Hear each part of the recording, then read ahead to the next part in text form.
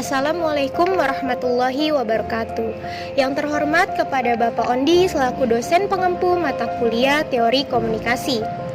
Pertama-tama marilah kita ucapkan syukur kepada Allah Subhanahu wa taala yang telah memberikan kesehatan kepada kita semua sehingga kita dapat hadir pada hari ini. Perkenalkan, nama saya Dia Prameswari selaku moderator dalam diskusi kekerasan antar kelompok pelajar. Adapun anggota kelompok saya yang pertama ada Divia Laras, yang kedua ada Lulu Nurhasana, yang ketiga saya sendiri, yang keempat Diandra Fitri, yang kelima ada Muhammad Dafa.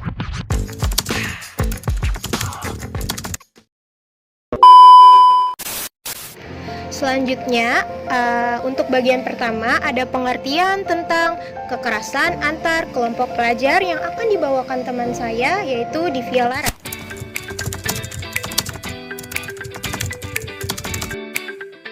Selanjutnya adalah pengertian kekerasan antar kelompok pelajar. Kekerasan antar kelompok pelajar adalah suatu bentuk konflik atau kekerasan yang dimana melibatkan dua atau lebih dari kelompok pelajar lainnya yang berasal dari sekolah yang berbeda. Kekerasan antar kelompok pelajar ini biasanya terjadi di luar lingkungan sekolah seperti di jalan atau tempat umum lainnya dan dapat melibatkan banyak orang. Di sisi lain, hal ini menjadi kekhawatiran di masyarakat karena dapat menimbulkan dan mengancam ketertiban serta keamanan di masyarakat. Baik, selanjutnya akan saya kembalikan kepada moderator. Oke, baik, itu tadi penjelasan pengertian kekerasan antar kelompok pelajar. Oke, selanjutnya ada sebab dan akibat terjadinya kekerasan tersebut. Itu akan dijelaskan oleh teman saya, Lulu Nurhasana.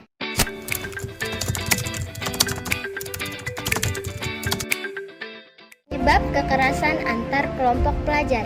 Yang pertama, perbedaan sosial dan budaya. Yang kedua, ketidaktoleran dan prasangka. Yang ketiga, pengaruh media dan teknologi. Yang keempat, kurangnya pendidikan dan kesadaran. Selanjutnya ada akibat kekerasan antar kelompok pelajar. Yang pertama, kekerasan fisik dan verbal. Yang kedua, diskriminasi, sosialisasi sosial, dan gangguan emosional. Yang ketiga, rendahnya kinerja akademik dan motivasi.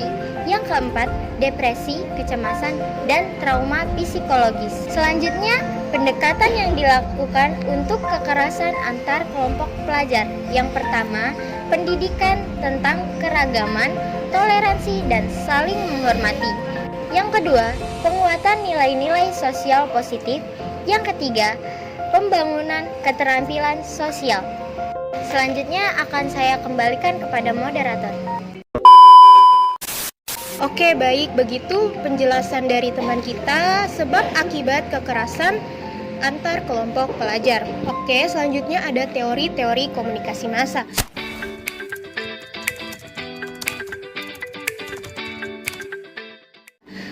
Kita ambil yang pertama itu ada teori agenda setting. Teori agenda setting ini pertama kali dikemukakan oleh McComb dan temannya Donna Lishaw. Dua pakar tersebut mengemukakan bahwa jika media memberikan tekanan kepada suatu peristiwa, maka media ini mempengaruhi kepada halayak bahwa berita tersebut tuh penting.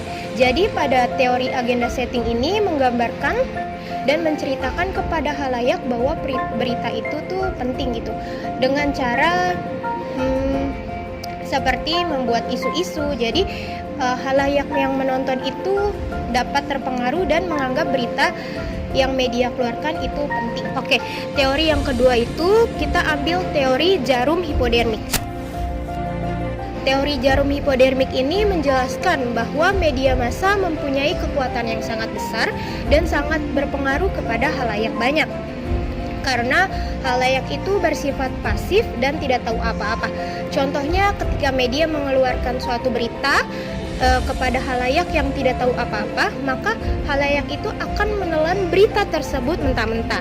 Makanya untuk menghindari negatif, meninggali sisi negatif teori jarum hipodermik ini kita harus men-sharing berita yang kita terima.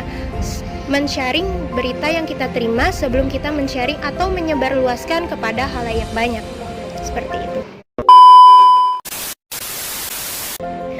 Oke, selanjutnya ada studi kasus yang kita ambil dari teori agenda setting dan jarum hipodermik.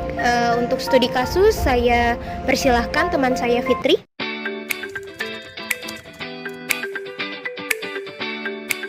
Oke, baik. Di sini saya akan menjelaskan mengenai studi kasus yang kami ambil. Studi kasus yang kami ambil ini mengenai dua kelompok pelajar SMK yang tawuran di Subang, dan hal ini menyebabkan tewasnya seorang pelajar yang berusia 16 tahun. Dia tewas karena terkena sabetan celurit. Di mana aksi ini viral karena aksi ini diunggah melalui media sosial, sehingga kasus ini menarik perhatian dari masyarakat.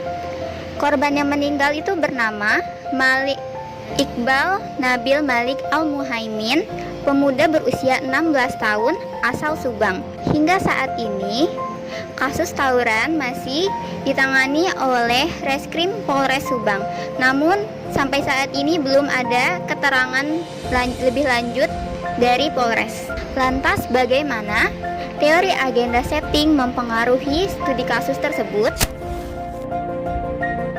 Teori agenda setting mempengaruhi studi kasus tersebut karena media memberikan tekanan terhadap berita tersebut, seperti adanya korban jiwa seorang pelajar yang tewas, di mana itu mempengaruhi keresahan di masyarakat. Bahkan tawuran pun sudah mempengaruhi keresahan di masyarakat, apalagi ada korban jiwa gitu. Jadi teori ini sangat menekankan kepada kasus tersebut. Lantas, bagaimana teori jarum hipodermik ini mempengaruhi studi kasus tersebut?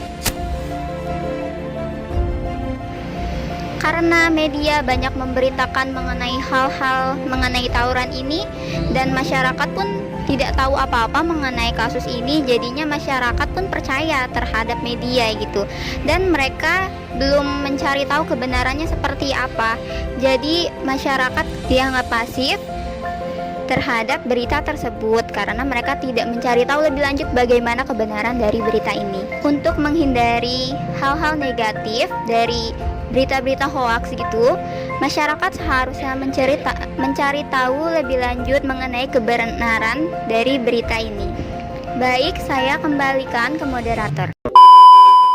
Oke, baik. Berikut penjelasan studi kasus mengenai dua teori. Yang pertama ada agenda setting dan yang kedua ada jarum hipodermik.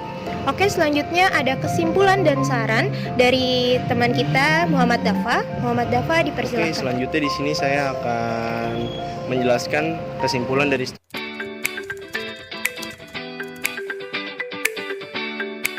studi kasus yang kelompok kami ambil. Menurut studi kasus yang kami kaji, kasus tersebut berkaitan dengan teori agenda setting dan teori jarum hipodermik. Hal tersebut disebabkan karena adanya penekanan media pada pemberitaan kasus yang membuat halayak menganggap peristiwa tersebut menjadi isu penting. Lalu, berkaitan teori jarum hipodermik, dapat kita lihat bahwa halayak hanya dapat melihat dan menerima berita begitu saja, tanpa bisa dibendung atau dikaji kembali. Ya, jadi di sini terakhir saran. Jadi sarannya sebaiknya masyarakat tidak terlalu percaya atas pemberitaan media sebelum mendapat kejelasan dan kebenaran mengenai berita tersebut. Karena jika masyarakat tidak menyaring lagi berita yang diterima secara seksama, nantinya akan menimbulkan hal yang tidak diinginkan, seperti tersulut emosi atau terpengaruh oleh berita yang belum tentu kebenarannya. Baik, di sini akan saya serahkan kembali oleh moderator. Oke, baik. Tadi baru saja dijelaskan oleh teman kita Muhammad Dafa kesimpulan dan saran dari kekerasan antar kelompok pelajar. Oke, teman-teman semua, sekian dari kelompok kami. Wassalamualaikum warahmatullahi wabarakatuh. Dadah.